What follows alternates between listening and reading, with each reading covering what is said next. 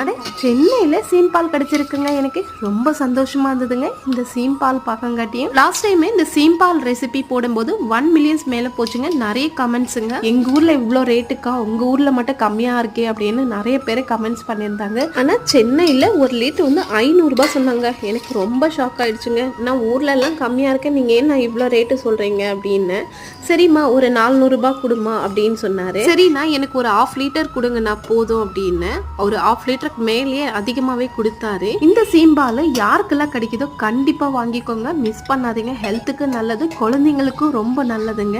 இந்த சீம்பால்ல ஒரு 300 கிராம் அளவுக்கு சுகர் பவுடரும் சேர்த்துக்கினேன், ஒரு 1/2 ஸ்பூன் அளவுக்கு பெப்பர் பொடி, 1/2 ஸ்பூன் அளவுக்கு ஏலக்காய் பொடியும் சேர்த்துக்கினேன். உங்களுக்கு சுக்கு பொடி வேணும்னா நீங்க சேர்த்துக்கலாம். எங்க வீட்டுல யாரும் சாப்பிட மாட்டாங்க, அதனால நான் சேர்த்துக்கல.